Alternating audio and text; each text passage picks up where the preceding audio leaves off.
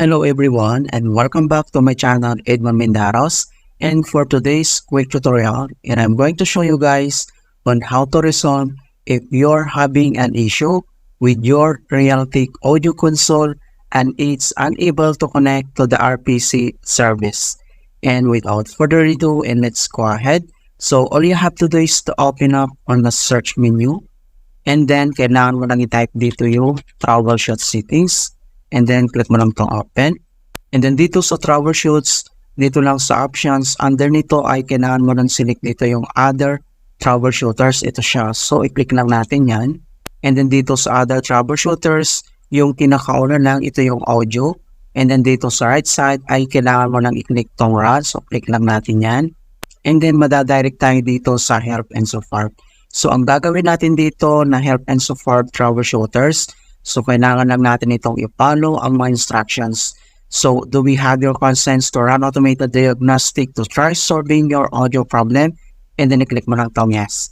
And other informations naman mga kaibigan, nandito siya. So yung scroll down lang tayo and then i-follow natin yan. And then next step na pwede natin gawin. So dito lang sa taskbar, so kailangan mo lang mag-right click. And then select mo lang dito yung task managers. Click lang natin yun. And then dito sa task manager, and then next step ay kailangan mo lang i-select dito yung startup apps. And then click lang natin yan.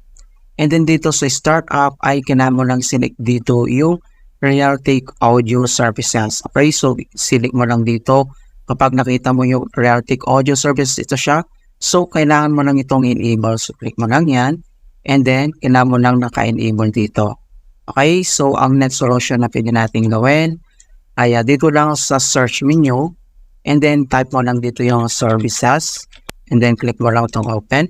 So dito sa services local, ang next step ay kailangan lang natin hanapin yung Realtek Audio Universal Service. So kailangan lang natin mag-scroll down. Ito siya. Right?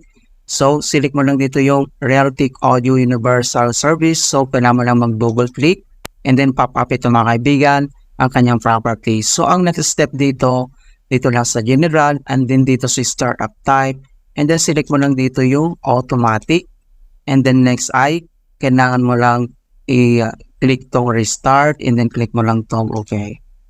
Alright, and then after dito sa services, ang next step ay dito lang sa start menu, so right click ka lang, and then select mo lang dito yung device manager, and then dito sa device manager, ang next step ay dito lang sa sounds, video, and game controllers. So, i-click mo lang itong arrow na ito para mag-expand. And then next ay kailangan mo lang select dito yung Realtek Audio. So, click mo lang yan. And then kailangan mo lang mag-right click. And then select mo lang dito yung update drivers. So, pop up itong dalawang options na search automatically for drivers or browse my computer. And then select lang natin itong search automatically. Click lang natin yan. Yan. So, makikita mo dito na the best drivers for your device are already installed.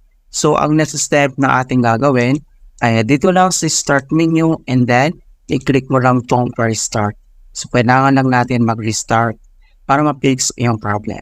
Okay, so ganoon lang po ka-simply on how to fix Realtek audio console cannot connect to RPC service. And please don't forget to like this video and subscribe to my channel for more quality content. Thank you guys, and see you in my next tutorial.